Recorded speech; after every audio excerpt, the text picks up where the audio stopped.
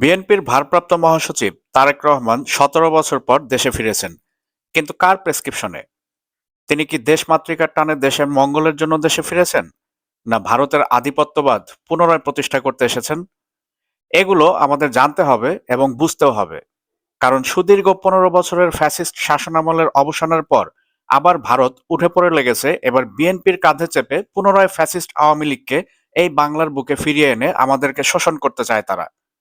কিন্তু আমরা একই ভুল আর করতে পারি না। বর্তমান বিএনপি যে শুধু মিথ্যা কথা বলে, ভারতের প্রেসক্রিপশনে চলে, তা আজকের ভিডিওতে আপনাদের চোখে আঙ্গুল দিয়ে দেখিয়ে দিচ্ছি।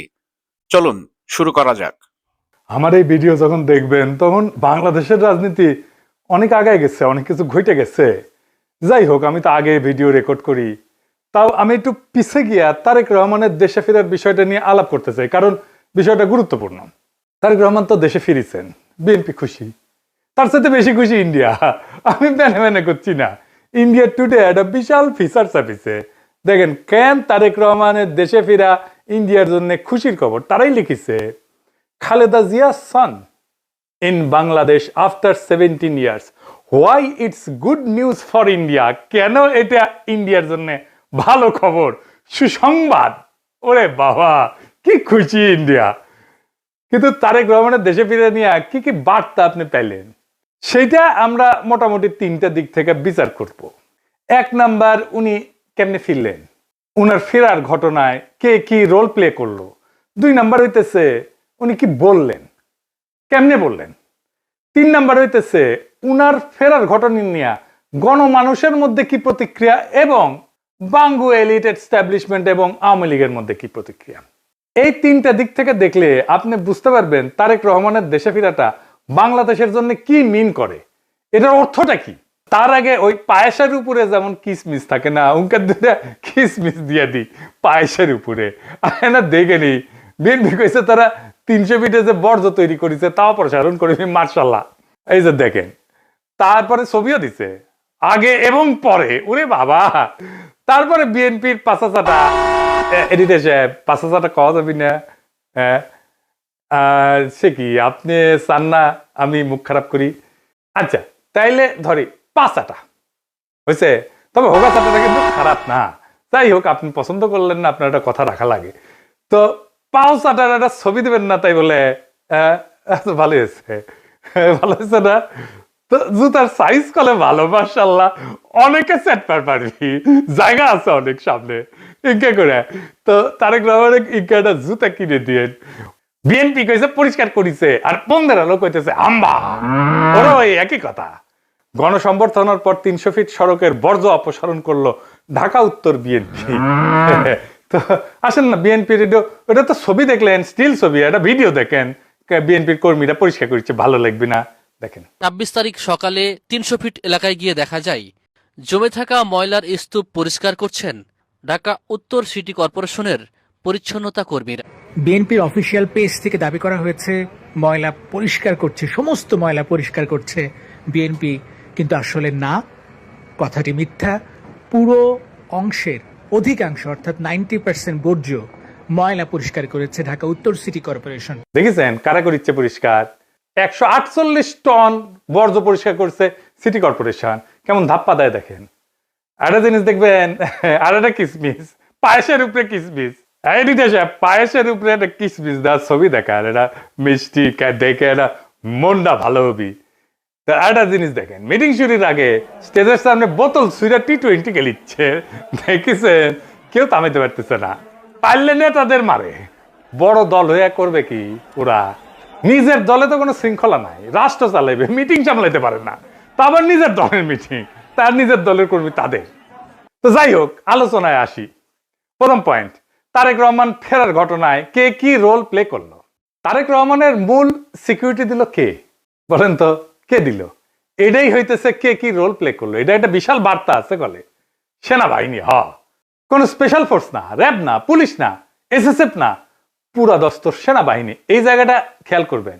স্বরাষ্ট্র মন্ত্রণালয়ের নিরাপত্তা ব্রিফিং আপনি পাবেন সব জায়গায়, কয়া হয়েছে এটা সিভিল ফোর্স করবে, কোথাও সেনাবাহিনী মোতায়েন করা হবে বলা হয়নি।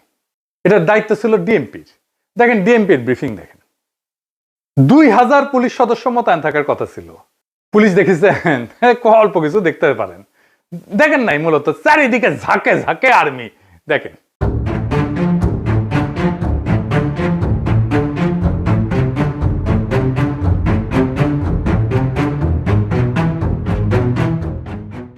বাংলাদেশে কেউ কখনো এরকম নজিরবিহীন নিরাপত্তা পায় নাই, বাংলাদেশের ইতিহাসে পায় নাই, কোন রাষ্ট্রপ্রধান পায় নাই।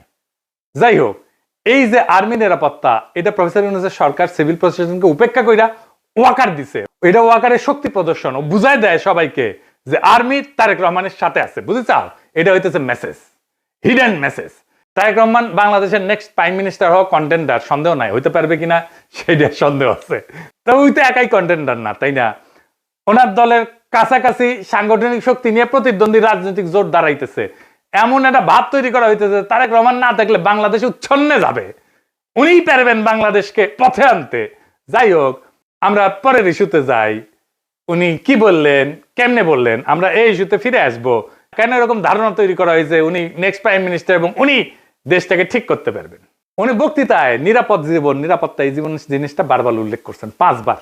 একটি নিরাপদ বাংলাদেশ আমরা গড়ে তুলতে চাই। নিরাপদে ঘর থেকে বের হলে নিরাপদে ইনশাআল্লাহ ঘরে আবার ফিরে আসতে পারে।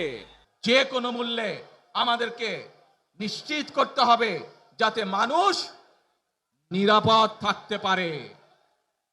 শিশু হোক, নারী হোক, পুরুষ হোক, যে কোনো বয়স, যে কোনো শ্রেণী, যে কোনো পেশা, যে কোনো ধর্মের মানুষ যেন নিরাপদ থাকে, এই হোক আমাদের চাওয়া। আজকে বিগত 15 বছর স্বৈরাচারের বিরুদ্ধে শত শত হাজারো গুম খুনের শিকার হয়েছে।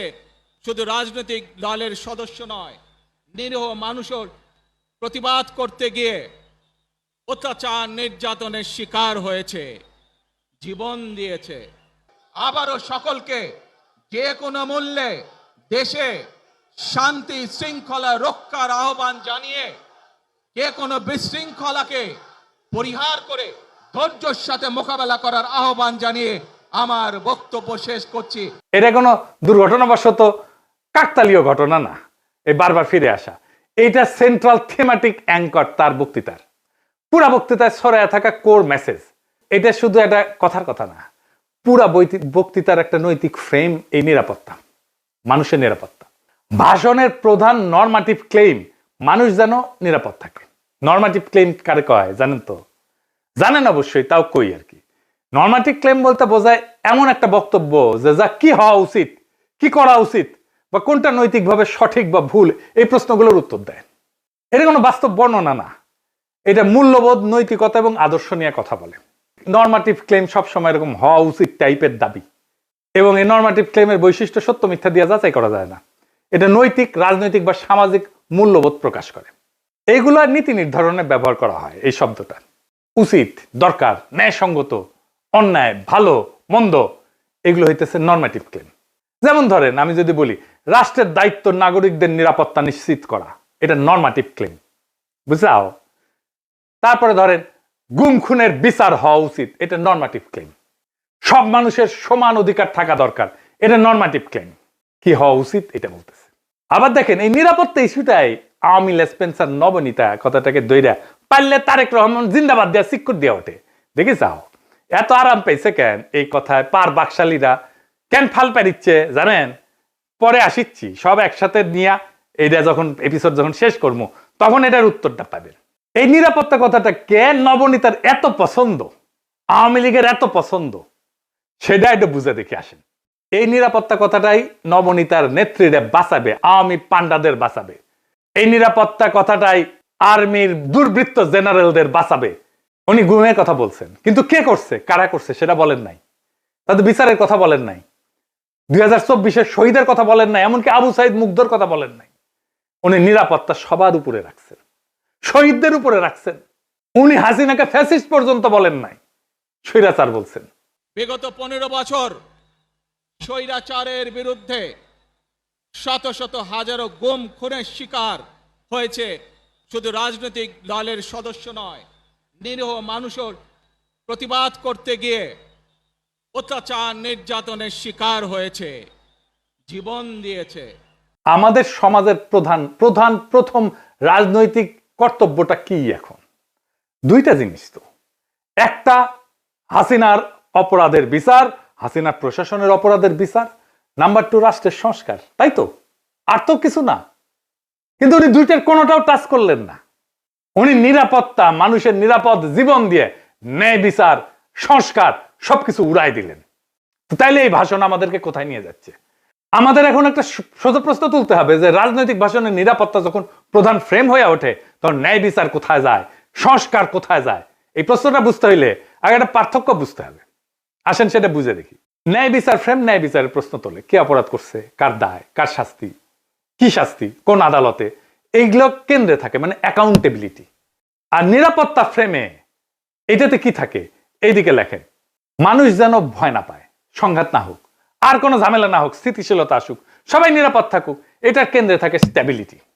এই তারেক রহমানের বক্তৃতায় নিরাপত্তা ফ্রেমটা ন্যায় বিচার ফ্রেমের উপরে বসানো হয়েছে, সবার উপরে।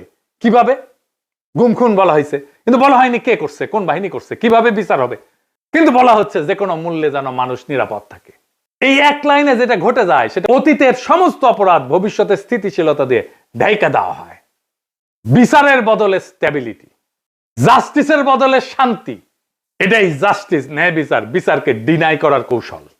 বিচার, সংস্কার, এটা যদি কেন্দ্রীয় কথা হইতো, তাইলে বিচার, দায়, ট্রাইব্যুনাল, সংস্কার এগুলোই মূল বক্তব্যের বিষয় হতো, বারে বারে আসতো। কিন্তু এখানে আসছে মানুষ যেন নিরাপদ থাকে, মানে ন্যায় বিচার পরে, নিরাপত্তা আগে। নিরাপদ থাকবে কেমনে? যে অপরাধগুলো হয়েছে সেটার বিচার না হলে নিরাপত্তা কোত্থেকে আসবে? এটা কি ইচ্ছা করে করছে? হ্যাঁ, ইচ্ছা করে করছে। ন্যায় বিচার বললে ওয়াকার ডরাইবে, ন্যায় বিচার বললে পুলিশের দুর্বৃত্ত পুলিশ অফিসাররা ডরাইবে, ন্যায় বিচার বললে হাসিনা ডরাইবে, আওয়ামী লীগ ডরাইবে। এই নিরাপত্তা ফ্রেমের ভেতরে কি আছে জানেন? এই নিরাপত্তা ফ্রেমের মধ্যে লুকায় আছে আওয়ামী লীগের দায় মুক্তি। কোনো আইন করে ক্ষমা না, কিন্তু বিচার না হওয়া। আইন করে ক্ষমা করবে না, কিন্তু বিচারই করবে না। কারণ গুম খুন আছে, দায়ী তো কেউ নাই, কে করছে সেটা তো বলে নাই। বিচারের রোডম্যাপ নাই, নির্বাচনের রোডম্যাপ নিয়ে পাগলা হয়ে গেছিল। বিচারের কোনো রোডম্যাপ নাই। যত সময় যাবে অপরাধগুলো ঝুলে যাবে না? এই কারণেই তরুণেরা, তরুণদের রাজনৈতিক দল এনসিপি বিএনপির সাথে নাই। কারণ তরুণরা তো জানতে চাইবে কে করলো, কেন করলো, শাস্তি কি। নিরাপত্তার ফ্রেম তারেক রহমানের এই উত্তর দেবে না। বিএনপি আর তার বুদ্ধিজীবীরা বুঝতেই পারতেছে না, ন্যায় বিচারকে পিছাই দিলে ভবিষ্যতের বড় রাজনৈতিক সংকট তৈরি হয়। মানুষ যখন বিচারহীনতা দেখবে, নিজের হাতে আইন তুলে নেবে। আর শেষ বিচারে তো বিচারহীনতা কোনো ইনসাফ না। যে রাজনৈতিক দল ন্যায় বিচারকে স্থিতিশীলতার নামে পিছায় দেয়, সে একদিন স্থিতিশীলতাকেই হারায় ফেলবে। আর একটা বিষয় হইতেছে, উনি বক্তা হিসেবে ভালো না, মানে নো অফেন্স, উনি বক্তা হিসেবে ভালো না। উদ্দীপনামূলক বক্তব্য উনি দিতে পারেন না। এমন একটা বিশাল অডিয়েন্স পেলে শেখ মুজিব তো ফাটায় ফেলতো। আমাদের এনসিপির নেতারা ভালো বক্তব্য দেয়, হাদিও ভালো বক্তব্য দিত। হাজার হাজার কোটি টাকা নতুন করে হাসিনার সাথে মিটিং করেছে। ইলেকশনের আগে বড় বড় ফিগারকে এখানে অ্যাসাসিনেশন করা হবে, গুপ্ত হত্যা করা হবে। পুরো এখানে ভারতীয় আধিপত্যবাদ এখানে সব থেকে বেশি অ্যাক্টিভ আছে। এখানে আওয়ামী লীগের হাজার হাজার কোটি টাকা, তার সচিবরা, তার পুলিশরা, তার পান্ডারা সব রয়ে গেছে। আর্মির মধ্যে একটা বড় অংশ রয়ে গেছে, কোনো সংস্কার করা হয় নাই। তারা বারবার স্যাবোটেজ করবার চেষ্টা করছে, এই রাষ্ট্রকে, এই সরকারকে ফেল করানোর চেষ্টা করছে। তো আপনি মুক্তিযুদ্ধের পরে যে ৩-৪ বছর এইরকম রাজধানী হয়েছে, সেটাকে যদি অটকুন দিতে পারেন যে নতুন রাষ্ট্র গঠনের আগে এই ঝামেলাটা হয়, তাহলে এই যে নতুন বাংলাদেশের স্বপ্নের মধ্যে এইগুলোকে আপনি বড় করে মপ করে ফ্রেমিং করেন। আপনি এই জবান যে আপনার না, এই জবান যে দিল্লির জবান, ভারতীয় আধিপত্যবাদের জবান, সেইটা বুঝতে আমাদের পিএইচডি করা লাগে না। সুতরাং জুলাই সনদের সাথে নির্বাচনের ক্ষেত্রে শুধু আমাদের 2 মিনিট কথা। আমরা নির্বাচন চাই। মানুষ গত 16 বছরে ভোট দিতে পারে নাই। মানুষ আনন্দ নিয়া শীতের সকালে বাচ্চা কাচ্চাকে কুয়াশার মধ্যে লাইন দিয়ে দাঁড়াই থাকবে, ভোট দিবে। আমরা সেই বাংলাদেশ দেখতে চাই। আমরা নির্বাচন চাই, নির্বাচন হতেই হবে। এই নির্বাচনকে বানচাল করবার জন্য দিল্লি থেকে শুরু করে আওয়ামী লীগ হাজার হাজার কোটি টাকা নতুন করে এখানে বিনিয়োগ করছে। নির্বাচন লাগবে। তবে আমাদের প্রশ্ন হলো, সেই নির্বাচনের ম্যান্ডেট হবে কি? এখানেই আমাদের কথা। এইবার আসেন দেখি ওনার ফেরার ঘটনা নিয়ে গণমানুষের মধ্যে প্রতিক্রিয়া কি। আমরা তো আগে বুঝলাম এই সমাবেশ কোনো বড় উদ্দীপনা জাগাইতে পারে নাই মানুষের মধ্যে, কিন্তু মিডিয়া যা হাইপ তুলছে তা বিস্ময়কর। এমন তেলাইতেছে, তারে মার্টিন লুথার কিং বানাই দিছে। এমন তেলাইতেছে তারেক রহমানকে যে তারেক রহমান ভবিষ্যতের প্রধানমন্ত্রী কইয়া পরিচয় করাইতেছে। এটা দেখা খুবই বিরক্তিকর। মিডিয়া হাইপ তুলছিল 2004 সালে ভারতীয় লোকসভা নির্বাচনে, ইন্ডিয়া শাইনিং কইয়া বিজেপি নির্বাচনে নামছিল, গোহারা হারিছে। হিলারি ক্লিন্টন কেও মিডিয়া একদম হাইপ তুলছিল 2016 সালে, গোহারা হারছে ট্রাম্পের কাছে। ব্রেক্সিটেও প্রেডিকশন ছিল ব্রিটেন ইউরোপিয়ান ইউনিয়নে থাকবে, থাকে না, এটা মিডিয়ার প্রেডিকশন ছিল। মিডিয়া ফ্রেম করতেছে তারেক রহমানকে ভবিষ্যতে প্রাইম মিনিস্টার হিসেবে, এটা হবে বিএনপির জন্য ডিজাস্টার। ঐতিহাসিকভাবে প্রমাণিত যে জনগণ মিডিয়ার ভুল বা বায়াস প্রেডিকশনকে কেবল ভুল হিসাবে পাঠ করে না, তারা এটাকে ম্যানিপুলেশনের চেষ্টা হিসেবে বোঝে। 2016 সালের নির্বাচনের পরে পিউ রিসার্চ সেন্টার ধারাবাহিক জরিপ করছিল, এখানে বলতেছিল যে মিডিয়া ট্রাস্ট কনজারভেটিভদের মধ্যে এইটা ইতিহাসের সবচেয়ে নিচে নামে আসছে। মিডিয়ার ট্রাস্ট, মিডিয়ার বিশ্বাস। এবং অনেক তথ্যদাতা সরাসরি বলছে যে মিডিয়া আমাদেরকে বলার চেষ্টা করছে যেটা হবে, এবং তারা ভুল বলছে। এটাকে এজেন্ডা সেটিং হিসেবে মানুষ দেখে, মিডিয়া কভারেজ হিসেবে দেখে না। ফুকুয়েটারে বলছিল যখন জ্ঞান বর্ণনা না করে মিডিয়া নির্দেশ দিতে চায় জনগণকে, তখন তা ক্ষমতায় রূপ নেয়। তারা তারেক রহমানের ক্ষমতা তৈরি করতেছে, মিডিয়া ক্ষমতা, ভার্চুয়াল ক্ষমতা তৈরি করতেছে। আর হান্না আন্ড্রেড বলছিল যে এমন ক্ষমতা জনগণ নীরবে সহ্য করে না, সে প্রত্যাখ্যান করে। তাই বহু নির্বাচনে আমরা দেখি জনগণ ব্যালট ব্যবহার করে কেবল কোনো প্রার্থীর বিরুদ্ধে না, ভবিষ্যতে আগেই লিখে রাখা মিডিয়া ন্যারেটিভের বিরুদ্ধে প্রতিশোধ নেয়। বাংলাদেশের জনগণ এই যে তারেক রহমান আগামীর প্রধানমন্ত্রী, এই মিডিয়া ন্যারেটিভের বিরুদ্ধে প্রতিশোধ নেবে, লিখে রাখতে পারেন আজকের কথা। তারপরে ধরেন পাবলিকের যা হয়রানি হয়েছে দেখেন একটু, দেখেন কি পরিমাণ লোক এয়ারপোর্ট থেকে সবাই লাগেজ মাথায় করে কিন্তু বের হচ্ছে। দেখেন, আপনারা দেখলে অবাক হয়ে যাবেন যে শত শত না হাজার হাজার লোক আটকে পড়েছিল, যারা প্রবাস থেকে বাংলাদেশে আজকে আসছে বা কালকে রাত্রে যারা আসছে বের হয়ে যেতে পারছে, আজকে যারা আসছে সহজে কিন্তু সকালবেলা বের হতে পারে নাই। এখন তারেক রহমান সাহেব বের হয়ে গেছে, সবাইকে বের হওয়ার ব্যবস্থা করছে এবং সবাই বের হয়ে যাচ্ছে। আর একটা হয়রানি দেখেন পাবলিক কি করছে।